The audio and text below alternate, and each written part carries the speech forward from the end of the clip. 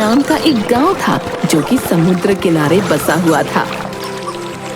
वहीं एक मनोहर नाम का मछुआरा पत्नी रज्जो और बेटे चंदू के साथ रहता था। समुद्र किनारे गांव होने के कारण वहां ज्यादातर लोग मछली बेचने का काम ही करते थे, लेकिन सभी मछली पकड़ने केवल दाईं तरफ जाया करते थे, क्योंकि बाईं तरफ एक पुराना पानी का जहाज खड़ा था और लोगों का मानना था कि उसमें एक नाविक की आत्मा है।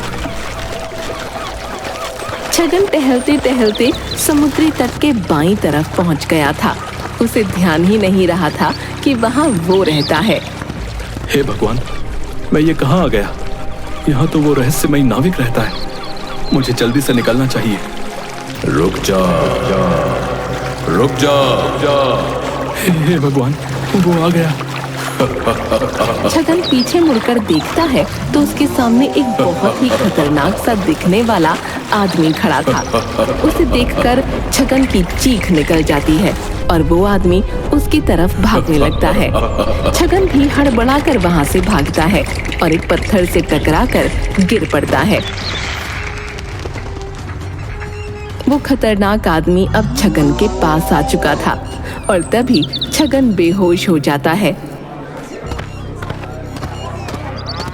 तो इससे किसने बोला था वहां जाने को? ये तो होना ही था।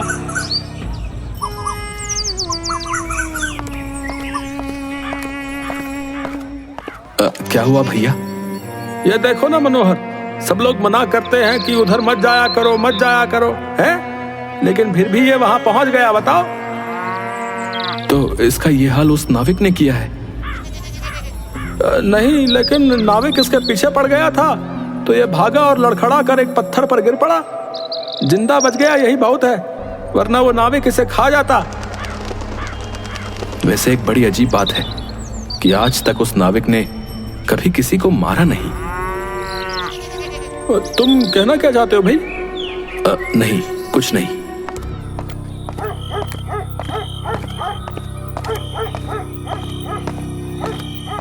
अरे आप आ गए। आओ आओ, मैं आपका ही इंतजार कर रही थी। मेरा इंतजार करने का कोई फायदा नहीं है, क्योंकि मैं आज भी कुछ खाने को नहीं लाया हूँ। हे भगवान, ऐसे कैसे चल पाएगा? आज भी आपको कोई मछली नहीं मिली क्या? एक बहुत छोटी सी मछली मिली थी, लेकिन फिर वो भी मर गई तो किसी ने खरीदी ही नहीं। वहां मछुआरों की इतनी ज्यादा भीड़ होने लगी है कि मुझ जैसे छोटे मछुआरों को कुछ हासिल ही नहीं होता। तो आप दूसरी तरफ क्यों नहीं चले जाते? उधर कोई भी नहीं जाता है, वहां आपको आसानी से बहुत सारी मछलियां मिल जाएंगी। कोई नहीं जाता है तो उसका एक कारण है। वहां एक नाविक का भूत रहता है। भूत? क्या सच में ऐसा होता है या लोगों ने अफवाह फैला रखी है? सच है। तू इस बारे में बात मत कर, जा जाकर चुपचाप सो जा। चंदू जाकर लेट तो जाता है, पर वो अपने माँ बाप की बातें सुनता रहता है, जिससे उसे पता चलता है कि उसके पिता का काम बहुत बुरा चल रहा है। वो अगले दिन अपने दोस्त राजू से मिलता है, जो कि गांव के प्रधान हरि प्रसाद का बेटा था। मेरे पिता को भी एक भी मछली नहीं मिल रही है और हमारे घर में खाने के लाले पड़ गए हैं। इसलिए मैं सोच रहा हूँ कि मुझे समुद्र तट के बाईं ओर जाकर देखना चाहिए कि वहां क्या है और कोई क्यों नहीं वहां जाता। तू पागल हो गया है क्या? तुझे पता नहीं कि वहां एक नाविक का भूत रहता है? बड़े लोग तो कुछ भी मनगढ़ंत कहानियां बनाते रहते हैं। मैं जब तक अपनी आंखों से नहीं देख लेता ना, तब तक इन बातों पर विश्वास नहीं करूंगा।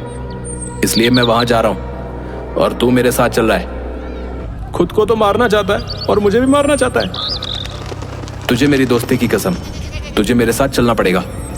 दोस्ती की कसम के आगे राजू घुटने टेक देता है और चंदू के साथ वहां चला जाता है।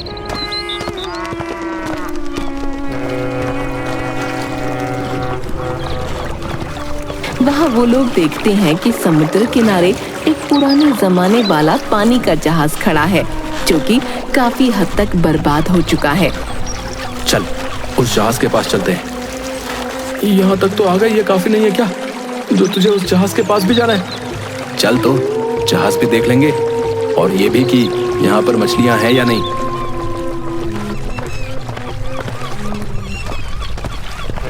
वो लोग उस जहाज के पास पहुंचते हैं और पानी में देखते हैं तो वहाँ काफी मछलियाँ होती हैं। ये देखकर चंदू बहुत खुश हो जाता है, पर तभी उन्हें पीछे से किसी की आवाज आती है।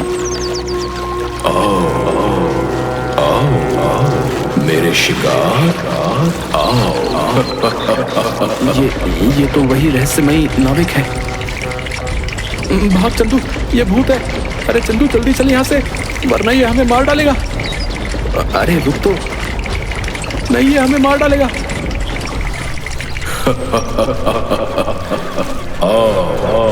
मेरे पास आ। मैं तो भाग रहा हूँ। ये कहकर राजू भागने लगता है। चंदू भी उसके पीछे भागता है और उन दोनों के पीछे वो नाविक बहुत तेजी से दौड़ता हुआ आ रहा था। वो अपनी फुल स्पीड में भाग रहे थे, लेकिन वो नाविक उनके करीब आता चला जा रहा था।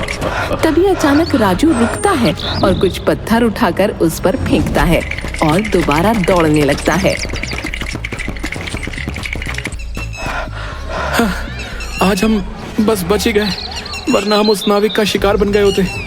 अरे तू पागल है, 1 मिनट रुकता तो सही। तुझे ज्यादा मरने का शौक हो रहा है तो तू चला जाना, मुझे माफ कर दे। चंदू राजू से गुस्सा होकर अपने घर चला जाता है।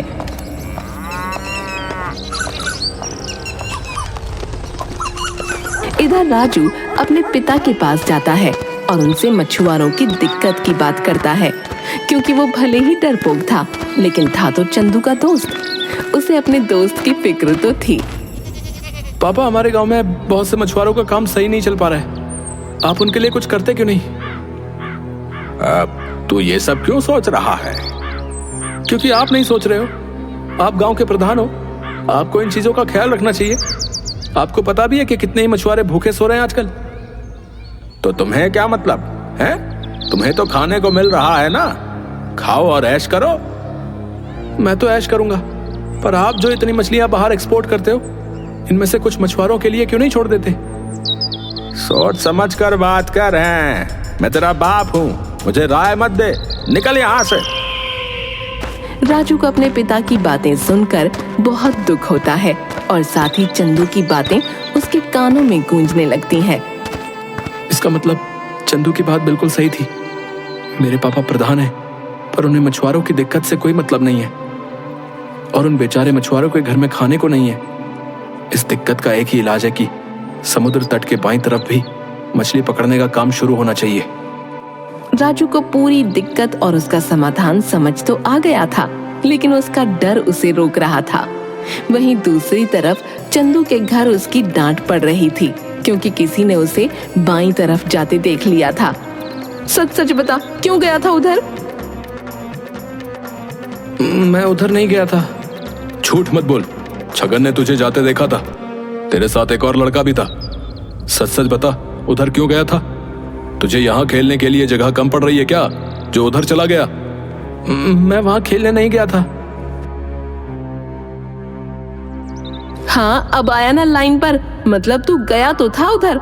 अब ये भी बता दे कि क्यों गया था।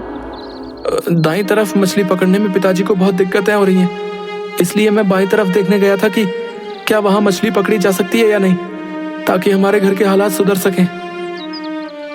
ये सुनते ही रज्जो और मनोहर का गुस्सा प्यार में बदल गया। दोनों रोने लगे और चंदू को समझाने लगे कि उसे वहां दोबारा कभी नहीं जाना चाहिए। लेकिन नहीं, कोई लेकिन वेकिन नहीं। वादा कर कि आज के बाद तू उधर नहीं जाएगा, वादा कर। मैं वादा करता हूँ कि मैं आज के बाद कभी उधर नहीं जाऊंगा। चंदू मजबूरन वादा कर लेता है।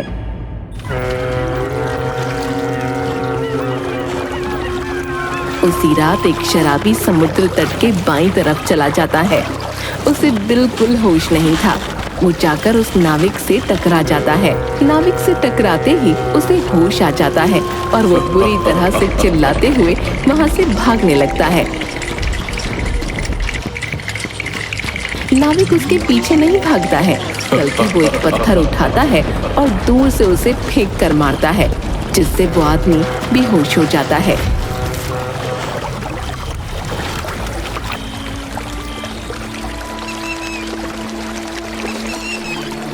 अगली सुबह वो नंगा चौराहे पर पड़ा मिलता है।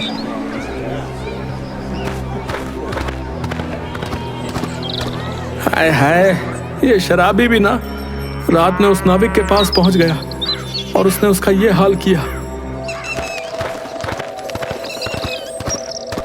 राजू, तुझे एक बात अजीब नहीं लगती कि ये नाविक किसी को जान से नहीं मारता है? तो तू क्या चाहता है, वो सबको मार डाले? मैं क्या चाहता हूँ ये पॉइंट नहीं है। अगर वो सचमुच एक भूत है तो वो लोगों को मारता क्यों नहीं है, ये पॉइंट है। हाँ, ये बात तो तू सही कह रहा है। उस दिन मैंने जब उसे पत्थर फेंक के मारे थे तो वो भी उसके ऐसे ही पड़े थे जैसे किसी इंसान के पड़ते। उससे वो रुक भी गया था। यही तो मैं भी कहना चाह रहा हूँ। शायद ये शक हमारा सही हो कि वो रहस्यमय नाविक कोई भूत नहीं बल्कि इंसान हो। पर वो इंसान ऐसा क्यों कर रहा है, इसका पता लगाना पड़ेगा और उसके लिए हमें वहां दोबारा जाना होगा।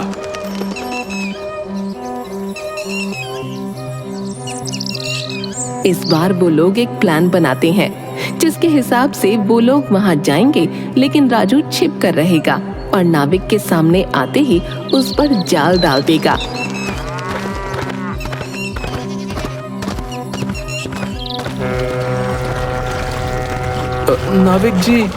नाविक जी। ओह, तुम वापस आ गए। चलो, अच्छा है। वैसे भी भूख लग रही थी।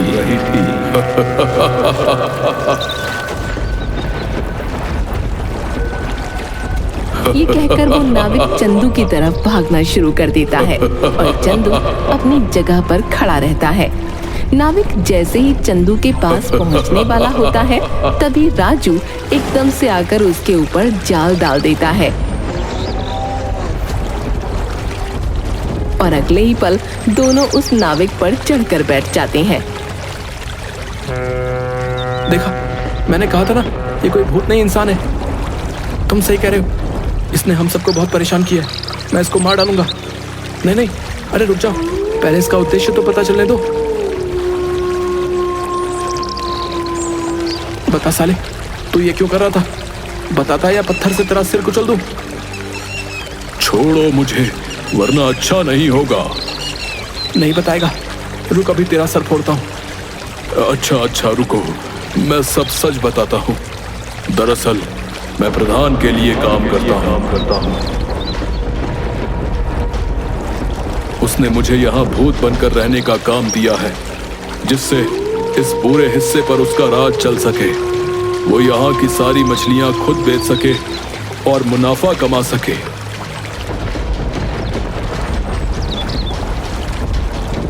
क्या मेरे पापा ने तुमसे ये सब करने को कहा था?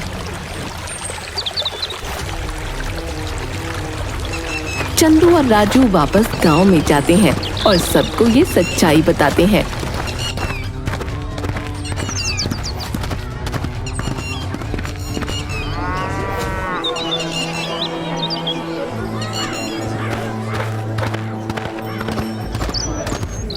मछुआरों को जब सच्चाई पता चलती है तो सब प्रधान के घर के आगे धरना देने लगते हैं।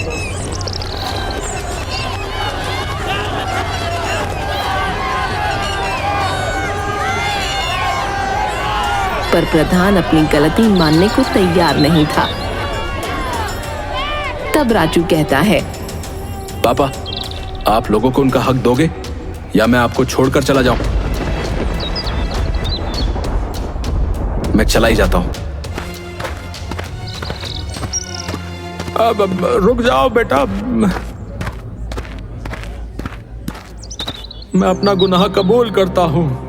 मैं मानता हूं कि ये मैंने ही किया था। वहां कोई भूत नहीं था। ये भूत मैंने अपने फायदे के लिए बनाया था। आप लोग मुझे माफ कर दीजिए। अब से समुद्री तट का बायां हिस्सा भी आप लोगों का है। ये सुनकर सारे मछुआरे खुश हो जाते हैं। चंदू के माता पिता के साथ सारे मछुआरों की दिक्कत अब दूर हो चुकी थी। अब कोई रहस्यमय नाविक नहीं था, सिर्फ खुशहाल मछुआरे थे।